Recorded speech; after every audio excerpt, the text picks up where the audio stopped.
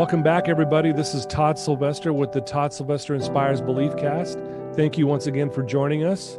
I'd like to thank our sponsor, Veracity Networks. Thank you for believing in me and helping us get this podcast out to many, many people. And I couldn't do it without you, so thank you so much. And I also like to thank my past guests. They're amazing people who have been vulnerable and been willing to share some amazing things with all of us. And the feedback has been phenomenal. And so ultimately, I'd like to thank all of you, the listeners. Thank you for tuning in week after week. And, you know, it's successful because of the amazing guests that we have on. And today's no different. Today, we have joining us the author of Dare to Move, Garrett Wood. Garrett, thanks for joining us today. Thanks for having me. And thank you to Katie Grimes for connecting us. Yes, Katie, thank you so much for that. And Garrett, thank you. I know you're a busy woman. You do like 100 things every day. And so I'm just grateful that you were able to fit this in your schedule because you have an amazing story. I mean, you are a ball of energy. You're light. You are I can't wait for people to hear more about why you do what you do. A little background on Garrett. Like I said, she's the author of Dare to Move. It's a book about finding yourself and never giving up. She's the CEO and founder of Crossroads of Fitness. And I want to know more about that as well. She's a blogger. She hosts her own podcast called Dare to Move. And we'll learn more about that. This is the part I love the most. She's a mindset coach. And that's where you and I are the same. I do the same thing. And so we'll have a lot to talk about there. If I'm correct, you were a gymnast growing up. Is that correct? Absolutely. And I want to know more about that because the discipline it takes to be a gymnast, and you know it better than all of us, but I want to talk about that. You've been a bodybuilder, you do coaching programs, you're soon to be a mom in March. So you've got a lot going on. You've done a lot of amazing things, and you really are trying to just really better people in this world. And I'm just excited to have you on. So thank you for, spending an hour with us today. Absolutely. I'm glad to be here. I noticed in your background, you have the poster that says mindset really big. And I couldn't but notice that because we do both share in that. So I'm excited to talk all about it today. Absolutely. Why don't we start, Garrett? Why don't you tell us where you grew up and a little bit about your childhood and your family life? Absolutely. So I grew up in Indiana in a small town called Fishers, which is north of Indianapolis, if anybody is familiar. Okay. I had two brothers close to my age who I'd like to say I was the sister on the sidelines because, one of them became a pro snowboarder. The other one played Division I lacrosse in Maryland. And Wow. They're epic people. And my mom kind of helped us all manifest what we were after. And the one thing that stands out to me, you mentioned gymnastics and that's a whole thing. I know anyone listening who's been in gymnastics knows the intensity of the sport and how hard it is on your body, but also how hard it is on you mentally, because by age 10, I was putting in about 20 hours a week, and it becomes like a job. And then some emotions like guilt and shame come up when you start to feel like you don't necessarily love it. And what I remember about my mom is her saying, you don't have to go. You don't, this is on you. It's not about me. And she made that really clear at a really young age. And I thought that was pretty powerful recently as I was reflecting, because at the time it made the decision very hard for me because I was like, whoa, mom's not going to make this one for me. It's on me. But wow, what a powerful thing, because 2 years later, by sixth grade, when I realized, okay, yep, it's not for me, I knew it wasn't for me, undoubtedly. And that amount of sovereignty I was able to experience, and call it fallout of not being a gymnast anymore, and that identity crisis at age 12, which sounds so silly, but I think we can all relate to those moments, was really powerful at a young age. So grew up in Indiana, grew up doing extreme sports with my dad. Parents were divorced at a young age. Both of them happily married. I like to say I believe in divorce as much as I believe in marriage from their case. Just I say grow up, as I was growing up. They had me at 25. So they weren't entirely young. But as they have found their life partners, it's been really cool for me as an adult to see them find true love and be really happy. So divorced parents brothers. And then I have the beautiful surprise of a 4-year-old brother. Because Okay. my dad and stepmom decided after 10 years of marriage that she's a little bit younger, and they're after 10 years of marriage, they're like, let's do it. So I have a 4-year-old brother who is Right amazing, on. and he's going to be a great uncle. Yeah, that's awesome. That's really, so it sounds like though, when you mentioned your older brothers that you guys were really driven, it sounds like. And but at the same time, you Mm. mentioned that your mom was almost like, hey, if you don't have to do these things or whatever. So where did that drive come from, do you think? It's really interesting because my mom was not a pro at anything. She's a very good tennis player, but she just exposed us to a lot of things. The only thing Right. she ever made us do, all of us, was gymnastics and ice skating. And it was more just for those coordination skills when we were little. And when Right.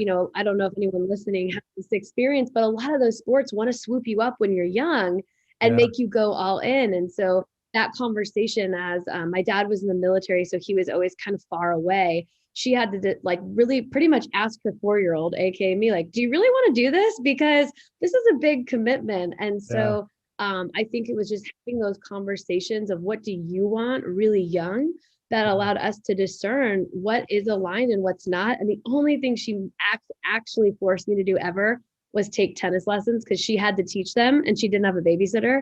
And what's hilarious about that is I hate tennis because she made me do it. Yeah. So Right. I think the drive came from the curiosity. And she did, I don't want to say broke her back literally, but she worked her butt off to allow for us to have those experiences and explore our curiosity. Wow, that's awesome. You know, um, so I've studied, like I said, I've watched a lot of your videos. I've gone through all your stuff, and you come across as this very confident individual, and which isn't surprising. But were you like that as a young girl too? Did you have this confidence, or did you find yourself struggling with that as you were growing up? I love this question. I think I struggled with well, I know I struggled with disordered eating and a lot Mm. of body image issues throughout high school. I mean, it started really young. As far back as 7th grade, I remember, well, as far back as gymnastics, I remember having a tummy that other girls didn't have. And in cheerleading in 7th grade, getting the biggest size cheerleading skirt. So there were a Mm. lot of metrics I was looking at to compare myself to the world. And I became very self-conscious of that. And I'm sure in your practice, you've talked about this, but when we look at shadow values, I kind of had a Mhm. strong shadow value of control from a young age because control wasn't something I was able to integrate given that I had virtually a single mom. Dad was overseas or Right. somewhere. She had 3 kids going 3 different ways with sports. I couldn't control if she could cook us a healthy dinner or show up to pick me up on time, or sometimes if we could pay for the cheerleading on time. And without having that control at a young age, when I tried to start integrating control through high school, it came off in an unhealthy integration, which was disordered eating and just and over Mm. exercising. Okay. It quote unquote worked in the sense that I was thinner. So I had this false ego of appearance, confidence, on the homecoming court, but I was crying in the bathroom stalls. So there Wow. was these two sides to that story of confidence. And I think I really gained confidence through my 20s and really exploring the different parts of myself I hadn't allowed myself to explore before. Yeah, wow, that was very well said, and it's kind of heart wrenching too. Picturing you in the bathroom stalls crying, and I think this happens more often than we realize with kids. We all try to put on a mask that everything's great. I'm look at me. I'm fine. I'm confident. I'm powerful. But when we get alone, sometimes that's when like reality kind of hits of this belief system we may have about ourselves that, hey, I'm trying to stay above water. And so to picture you doing that, crying in a bathroom stall, I mean, I think a lot of people listening to this right now can relate to that. Yeah, it's also really, I think for me, been a rocky road in my relationship with my dad and Hmm. understanding that my worthiness comes from within and not from a parent, because again, our voids become what we value. And Right. relationship with my dad was such a void in my early life that I craved it so strongly. But I had all these beliefs that he wasn't, he could never win, basically. If he Right. showed up on time, he was wearing the wrong thing. If he didn't come at all, then, Yeah. he sucks. So that was another part of my confidence as well. And those parts of ourselves, like you're talking about, we don't want to acknowledge. I think we find in, call it the bathroom stall, but it's in truly what I've been exploring on my podcast over the last year, which is stillness. And how do we find the courage to be still enough to confront what's in the proverbial like cave or basement of our minds? Right. Well, why don't you talk a little bit about that? What do our listeners might not understand exactly what you mean by stillness. Will you explain that? Sure. So the backstory that feels important to share is dare to move, right? So dare to move to me was, I'm scared and I'm going to do it anyway. I'm going Yeah. to keep trying. I'm going to reach around in the dark. I'm never going to give up. And while that was really empowering on a level of getting me to find some things I liked and things I didn't like, it was also a very frantic lifestyle. And it was very much fight or flight and then reactive to the world. So Dare to Be Still, which is the second book I'm working on, and what stillness, which is what we've been focusing on the Dare to Move podcast, is this notion of getting quiet and being okay with not doing while you figure out who you're being. So for some people, stillness may look like, I'm sure you guys have covered this on your show, but journaling, meditating, quiet walks in nature, looking at your shadow self, understanding the parts of yourself. I give this example a lot because it's easy, but it's like, if you started dyeing your red hair blonde when you were 13, to make peace with the fact that you're actually a redhead and that's okay, right? And then you won't be triggered when you see redheads in your sphere. So understanding your triggers, understanding what voids you had as a child, understanding your values, your shadow values, all those things really sum up to understanding who we are. Then we can dare to move from a place that's aligned and not that reaching around in the dark. Wow. Very well said. I love that. You mentioned you started feeling a little more confident in your 20s. What did you start doing at that point? Like, what was your life like in your 20s? So in my 20s, I had, like, I think a lot of people, I shouldn't stereotype, but in the Midwest, or at least where I was raised, it's like, you got to get your ducks in a row. You get a job with a 401k, you check all the boxes. And I had this plan. And then out of nowhere, a company hired me for a job. And I was like, well, they're offering more money. It sounds great. Long story short, I clearly wrote a book about it. It moved me to Boston and my whole plan was turned upside down. And in that moment of, okay, I can do anything for a year, I had to really become resilient and trust myself to navigate a new city, which was kind of like a level one. And then as soon as I signed a lease to stay in the city that I kind of hated, but I was still in that scarcity mode of like, well, the job's going to pay me and I got to make money and I got to hustle. They fired me. So I was in a city I didn't like, ego crushed, let go. And then like, whoa, here's the silver lining. I get to create this life. And I had already started blogging and doing some fat loss and transformational, like body transformation coaching on the side. So I was like, you know what, I'm going to put a bunch of pieces together and live this portfolio lifestyle and see what happens. And so I think it was a summation of all of those steps of self-trust and courage and willingness to actually do these steps that got me to a point where I was like, oh, I'm okay. I'm okay. Like I can do this. Wow. I love that. I love that I'm okay thing. It's one of the things I teach my clients all the time. Like I'll be sitting across from a heroin addict and I'll say, you're not going to believe this, but you're okay. And they look at me like I'm crazy. Right. But I love that you said that. And I think, correct me if I'm wrong, because you probably have a little more knowledge about this than I do. But in that stillness, isn't that when we typically recognize we're okay? Yeah. Yeah. I think it's sort of like a roller coaster for the people for the first time. Right. Like when we look at and it's so funny, I did a little tune in before our talk today and I saw an image of a cave and I was like, well, what's in the cave? I'm like, oh, that's our shadow. That's the stuff we don't want to look at. Right. And if we look at our shadow values of like money, sex, control, attention, belonging, superiority, validation, those things can be confronting, right? If I looked at you and I was like, Todd, you're really controlling. that Mhm. wouldn't feel good, or Yeah. you're needy. Why don't you feel like you belong? And so sometimes when we first sit down in the stillness, the reason we're avoiding it in the first place is because Yeah. the shadow voice is going to get to work and tell us all those awful things. Yeah. So I think that at first it can be confronting and scary. And then once we have that moment, like you said, like I say, call it a reality check. Like open your eyes, notice that you're actually safe in your house, Yeah. wherever you are, or in Yeah. your car, or in nature, and be like, okay, I'm okay, like you said, and then go back to it and kind of face, for lack of a better term, face the demons. Yeah. Wow. Very well said. Well, so you're a mindset coach.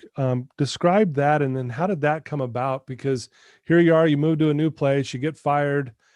You're kind of like, okay, what am I going to do now? Is that kind of when things started opening up for you to become a mindset coach, or were there other things that you were doing? Because I know you're really into fitness. You've been a trainer, all that stuff. So, kind of tell us how that all came about. Yeah, of course. So if anyone listening is familiar with human design, I'm a projector. Projectors are typically coaches, teachers. I'm sure you guys Yeah. are. And I'm like a quintessential projector. Like my mom would tell me something, I'd go to kindergarten the next day and tell the whole class. So throughout everything I've ever done, I'm always learning and projecting. So started with fitness, and the first thing I did when I got to Boston, which actually I did this before I even had a place in Boston, is I auditioned for Barry's Bootcamp, and Yeah. I was teaching fitness classes there, which was kind of in my own world, and fitness was sort of like the peak. It's like you've made it as a fitness Yeah. instructor. I have been doing it for like however many years prior. Like, okay, I've made it. I'm at Barry's Bootcamp. And I also happened to date a guy. It was a toxic relationship, but he helped me start a business because he was like, why don't you coach people? Everyone's reaching out to you asking for your protein shake recipes on Right. Instagram. Yeah. So back in 2014, I actually started my online business called Crossroads of Fitness. And Mm, I coined a program called Dare to Eat because there was just this intuitive notion that in order to make any sort of change, it feels like a dare. It feels like yeah. jumping from a cliff. So people have to dare to eat. And especially a lot of the women who may be listening, people who have a chronic dieting history, a lot of times the hardest part of eating is actually eating enough. And Yeah. so I kind of created this program called Dare to Eat. And that first year in Boston, that was only supposed to be 1 year, and here I still am, You're there. 7 years later. um, the program, I realized I was making a lot of money. I had made like $20,000 or $30,000 on the side of my salaried job.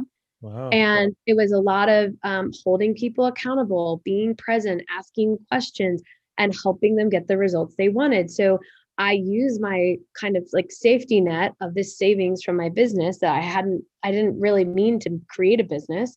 Yeah. And I was like, okay, I can stay in Boston, I can personal train, I can coach, fat loss, etc. And what ended up happening is about 2017, I got really frustrated, and I was like, I'm not making the impact I want because Mm, people aren't, this isn't sticking. It's a right. changed work. It's masculine structure. But if they don't deal with the content and the stories and the stuff in their mind, they Yeah. will not overcome what got them here in the first place. They will sabotage their results. Right. And so I basically was like, I want to teach people how to eat for the rest of their lives. So I'm going to ask people to let me do the mindset work on them and ask them the harder questions. So phase one was just really asking people, can I do a little bit of this with you? And Hmm. then I sort of set the intention to start working more with. So the other part of this is that all the people I was meeting in Boston were high performers, venture capitalists, financial Yeah. people, attorneys, doctors. I'm like, there's something here that Yeah. these high performers still have major blocks. So I got training through like not a formal course, but Right. an incredible teacher, and actually three incredible teachers. And I sort of learned through the way they taught and the way that they taught about the brain, that how to help people with this. And as soon Mm, as I set the intention, I started getting clients. I believe you attract what you are. And when you're ready for it and it's aligned, yeah. your reality shifts to have that happen. Wow, I love that. You attract what you are. I couldn't agree more. And as you're sharing this little part of your story, I keep going back in my mind, again, even though you didn't continue being a gymnast, but the discipline that you learned and the hard work and everything you went through there was kind of like a training ground, along with the other things too, with what you dealt with the divorce and everything else. But it was almost like all of this was preparing you to be in the chair you're sitting in this very moment, right? Like, and to be able to have that influence and impact, like you said, that you wanted to have on people, where it's lasting change and not just some, felt good for a moment and now it's gone kind of thing. Absolutely. The one thing I didn't share is that for 3 years, I taught 5 a.m. at Barry's Bootcamp. So I used to get up at 3:30, and that's when I'd write my book, because as soon as I would teach the 5, I would then go work out, and then I would teach a spin class at 7, and then I'd have to do a real estate job that's a side note, but I ended up getting picked up by a different real estate company a year into my Boston adventure, or second year in Boston, which was a really great experience, but it was a full-time job.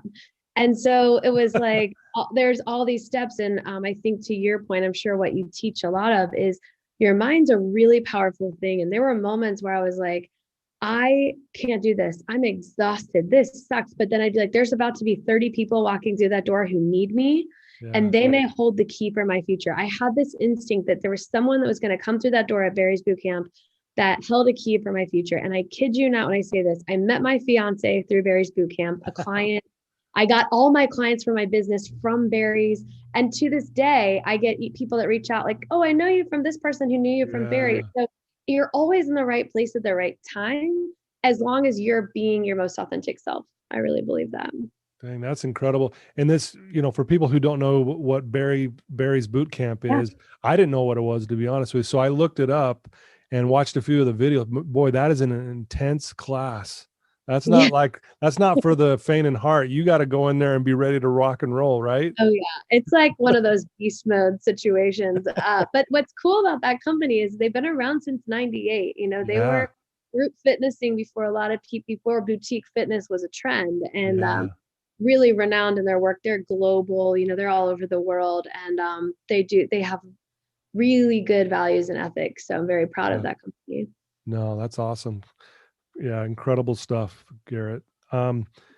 So what do you see when you're meeting with your clients? What do you see, like, if there is, like, do you see a common thread between your clients who are struggling? Like, is there something that stands out with all of them? Like, you know what, everyone seems to be struggling with this, whether it's the narrative, the story they're telling themselves. Does anything stand out to you when I say that? Yeah, I think there's a few things. I believe, based on the fact that we attract who we are, I can always pull a theme with something I'm personally working on that's coming up, because we're all a mirror, right? We're all connected. So there's that level of it that I notice, and that varies, obviously. But I have all my clients do the Enneagram. And in 2020, I worked with 9 different type 6s. Out of, probably 22 people I worked with one-on-one. Right. So I was like, this is a thing. There's something here with type 6s who deal with doubt. I'm a type 7, and a lot of type 6s will trend up towards a type 7, which is the enthusiast at times. So I was very well suited to be kind of the big sister to a lot of these type 6 people. Okay. And to that point of doubt, one of the things I look at is when I help my clients find their limiting beliefs. Let's say it was, I am fat, or I am alone, or I am poor. Typically, any limiting belief that you have can fall under like 2 umbrellas, right? It's either fear of rejection, because we could put fear of failure is also fear of rejection, right? Or fear of not being loved. Like, I'm unworthy of love. I'm unworthy of the job. It's still fear of not being loved. So this unworthiness factor, there's usually something there. You could be a millionaire, billionaire, and still not feel good enough. If you haven't done the work to understand yourself. Yeah, that seems to be a pretty common theme too. Just people again, they don't think they're good enough, and therefore I'm not worthy of, having love in my life or being loved by someone. If there's someone listening to this right now that might be struggling with that very thing, what's something that you could tell them that they could maybe spark them to, maybe move forward a little bit and try to work on that?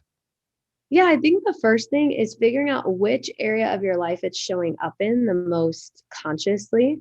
So you may be coming, because a lot of times, I'm sure you've experienced this, somebody comes in saying, I'm here because this isn't working in my job, right? And you start peeling back the onion, and you're like, oh man, there's an issue with your sexuality. Or like, Yeah, oh, right. there's this thing over here. So the more that you can figure out where else it's showing up in your life, you can start to draw parallels and see how this part of the back of your brain is really like a computer system that's going to output the same Yeah, result every time, right? So if it's I'm fat, then if you have trouble breaking your habit of eating Doritos, even if you do a Whole 30, you're probably going to go back to doing yeah, something that's going to create the outcome of you manifesting a body that you are self, determining as fat or unworthy. So right. really figuring out where is it showing up, what other places it's showing up, and then bringing it to light and bringing consciousness to it. Because once we realize how prevalent it is, it's Right. almost shocking. And you're like, Yeah. oh, whoa. And then we can catch ourselves. So I like to call it that, killing it with consciousness. Ooh, Obviously, I there's like that. also, thank you. There's also ways to do this with mental and emotional release through, I think it's Dr. Matt James, the NLP practitioner. That has been really powerful in my practice, doing MER sessions with people, and then grounding into reprogramming and looking at how do we build those new neural pathways of what do I want to program instead? And that Yeah. comes into, the dream work, the vision work, and the fun stuff. Wow, love it. Love it, love it. So what does your day look like, Garrett? I mean, what do you do to keep yourself? I mean, you're helping a lot of people. You're busy. I mean, you got so much going on, but what do you do to keep yourself, I guess, grounded, so to speak, and centered and feeling, like again, that you're worthy of love and all that stuff. So Yeah. what do you do? What does your day look like, I guess? Well, first, I must proclaim that we all will continue to always be triggered, right? The rest of our life. So I still get triggered. I have all these things coming up all the time. But Uh-huh. it's sort of like, once we get embodied and feel in our body, then we can notice when those feelings come up before our mind jumps to make meaning and being like, I'm angry or I'm sad or I should react or I should yell. It's like Yeah. you can really be attuned to those physical sensations. So based on my background, a lot of it comes back to movement first and foremost for me. Okay. Whether that's just 20 minutes, 15 minutes, a walk around the block, getting active gets me grounded. I also have like crystals around my desk. If I Okay. can't be grounded in that way. Yeah. I do have a practice of, I have like a spiritual, it's not technically tarot. I think it's Rebecca Campbell's deck. So today I Oh pulled a yeah. card called Baby Steps, right? So Hmm. that could be something the listeners take with them. Baby Yeah. steps, taking those aligned actions. And then I think just understanding what tools are best for you. So there's some days that I journal because I'm like, Mhm. I need to get my thoughts straight. And there's some days that I talk it out with my fiance, who he now knows that as a projector, sometimes I just need to say a bunch of stuff and for him to nod. He Right. doesn't need to, I just need to hear myself talk. So understanding yourself and knowing what tools you can access are really helpful. That's that's funny. I love that. That's great. Well, and again, because I think a lot of people, when they look you up and they see what you do for a living and how you live your life, I mean, I know where my head goes when I see someone like you. I'm like, man, I love what she's doing, but what does she do? What does she do behind the scenes, kind of thing, and what does Yeah, that look like? Because that's the part I want to emulate, if that yeah, makes sense. absolutely. I think for me, I've always been a morning person. I don't get up at 3:30 anymore, thank goodness. But I do get up and I spend time. I forget how I phrased this years ago in my book, but I always say like, choose your own adventure on Google. Like, see what you want to Google. If you want to Google stuff about astrology at 6 a.m., Hmm. there's a clue. There's Yeah. a clue. Maybe you're in a seeking phase of your life. So I love watching, that's personal share actually. I love watching astrology videos and I Yeah. love exploring my own spirituality. I love meditating. And so for me, it's usually, I always book my clients the week before. So I know what my week Oh, looks like. And okay. then I kind of build my schedule day to day. My Gotcha. podcast listeners know this joke that I joke that my podcast should be called the Pink Robe Towel Podcast, because whenever and wherever I can squeeze a shower in during the day, my ideas come so quick and so strong that I Right. literally run down to my office in my pink robe towel and I start recording. So I have a very I love fluid it. lifestyle in that way, where I create space for I'm not very regimented like I used to be, which I actually like. I work around my client 3 blocks. I don't schedule them obviously in times I don't want to meet, like 7 at night. Sure. But I try to make sure I'm walking. I try to make sure I'm podcasting. And the biggest lesson for me in 2020, as far as letting go of proving, is that if I'm being who I really am, my day will always flow. So for instance, I studied journalism and storytelling in college. Okay. Podcasting is easy for me. People Yeah. are like, how do you crank out all these episodes? I'm like, because it's who I am. It's just how I'm being, you know? But if Right. you asked me to go, I don't know, do something else, I would be dragging my feet and I'd be so frustrated and it would be hard to be productive. So I think when you're attuned to like what you love and who you really are in your true essence, things can flow. I love that. So what kind of coaching do you provide? I mean, when we say mindset coaching, that can be kind of broad. And I know you kind of hone it in on certain types Yeah. of coaching. Will you let our listeners know what that Yeah. is and why you do those things?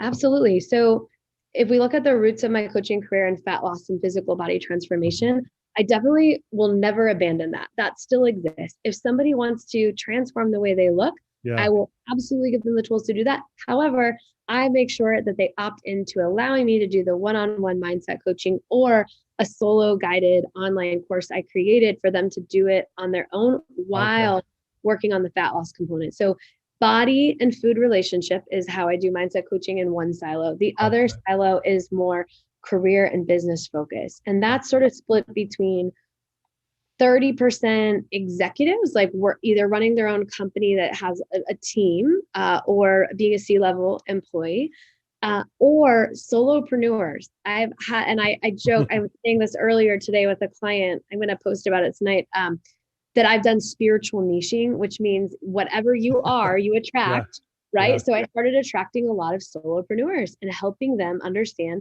this work-life balance, creating the life they love, and how to put themselves out there in those early steps of being a business. And how do we separate ourselves and our business when we're solopreneurs? Because we are not our business, but we are running a business. And it's hard to draw that line when you I work with people a lot on that in the executive side. Wow, that sounds awesome. That's amazing stuff. So, you know, again, you do mindset coaching and things like that. Do you do any fitness coaching classes anymore? Or, you know, you're doing that Barry's class, but are you doing anything else like that anymore? No, I'm not. So I guess the way in which somebody can access that from me is if they are a one-on-one client. I was a competitive power lifter and I have every strength certification, you know, in the book. So if somebody's like, hey, I want bigger glutes, I can write a scientific based program for them to get bigger glutes in the gym. But now instead of just being like, oh, you want bigger glutes? I'll write the program. Here you go. I'm like, let's unpack why you want bigger glutes first. So there's that side. I do also, it's sort of on pause, but I was the most listened to audio fitness instructor for a company called Move With, where you could basically just work out to my voice. And Move With recently sold to Under Armour. And so my voice may be resurfacing this year. We'll see. Cool. That's they're awesome. integrating two platforms. So people can take all the classes. They used to be able to find me at Barry's. Now they could find me. I don't know what the app will be called yet, but they can find my voice and my treadmill workouts and strength training workouts on this app in later this year.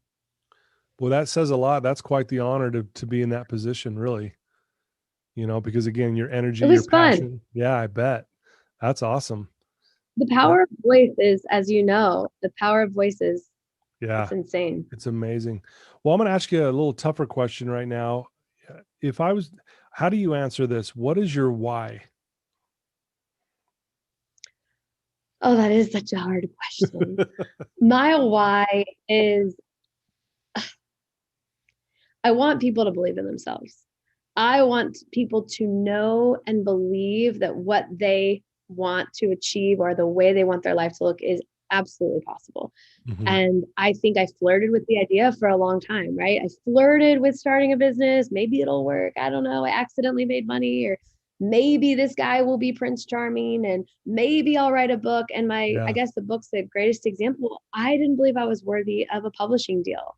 And so I self-published, which, the journey is the point. It all made sense. I learned so much, but I don't want anyone to go through what I've been through with flirting with different things and not trusting their own sovereignty. So that's my why. Okay. Beautifully said. I like that a lot. That's beautifully said. Yeah. I kind of already asked this question already, but I'm going to change it up a little bit.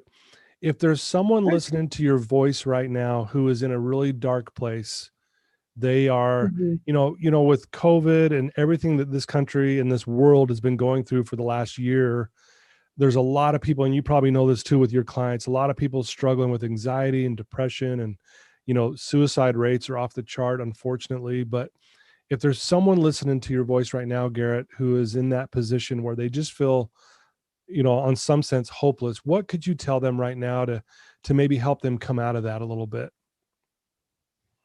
I think a couple things. First and foremost, that this is part of the journey. It wouldn't be happening if it wasn't going to be very meaningful. One of my favorite guests was this homeless race car driver I interviewed named Christian Alexo. I met him in Indianapolis near the 500. And he put himself through high school living through a storage container.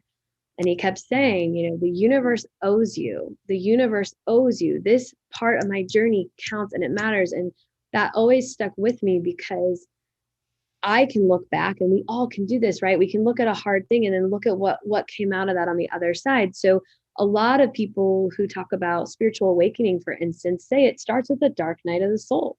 Or for the hero's journey, it starts with a calling. And right now you may be experiencing some physical sensations in your body that you're labeling as anxiety or depression because that's what it feels like to you.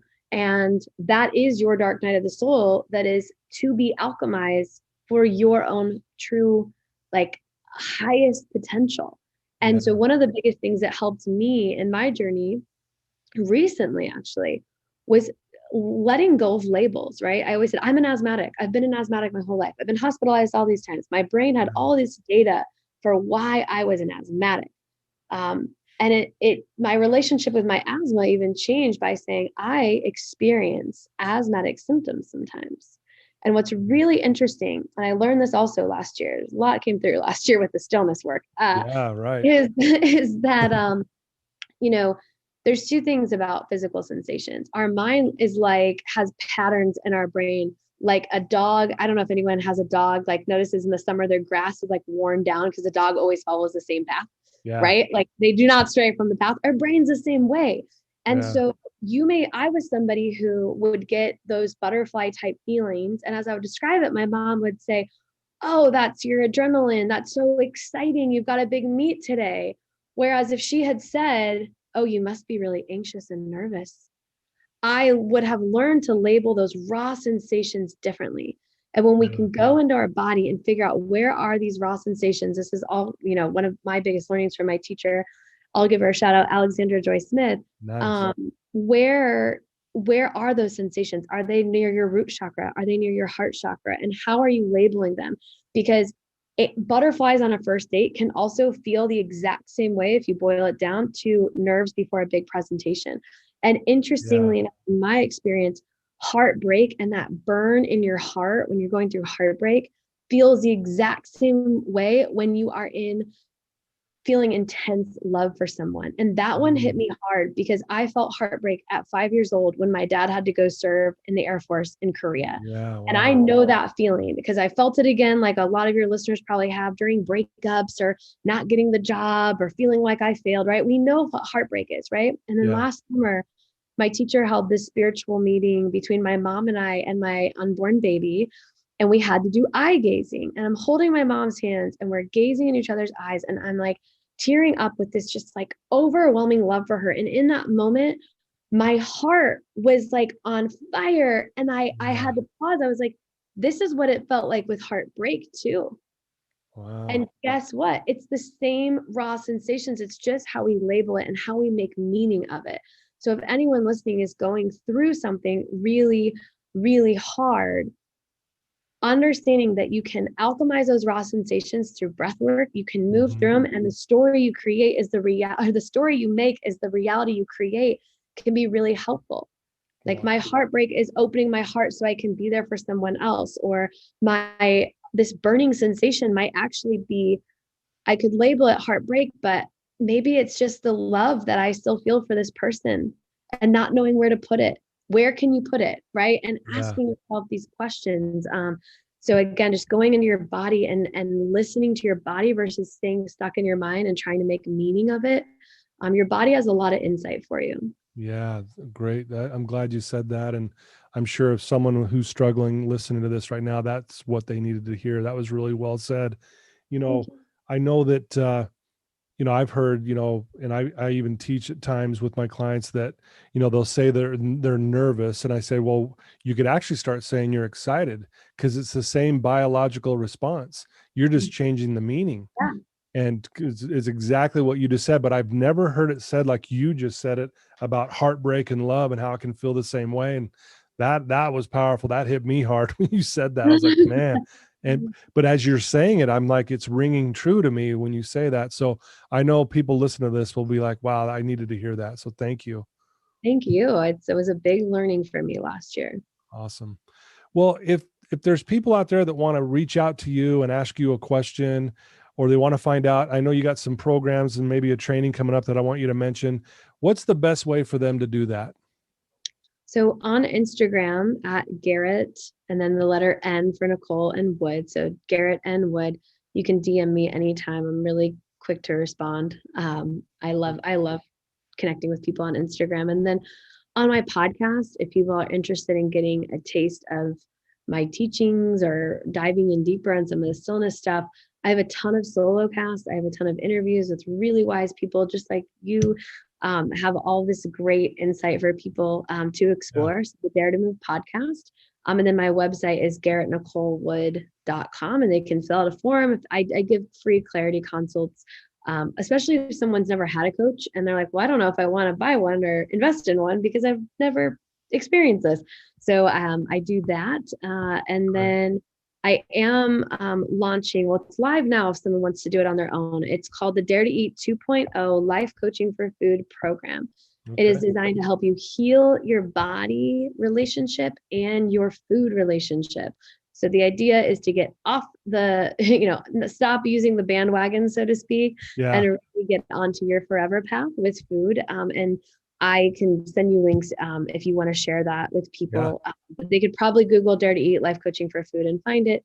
And it's also linked through my website. And then I have a group version that's launching February 1st, because I believe that when we come together in community, it's not for everybody, but for a lot of people, it can be really helpful to hear other people's experiences too. Hence why we do interviews, right? Exactly. Versus going in alone. So there's a group option for the Dare to Eat 2.0 program launching in February. Yeah.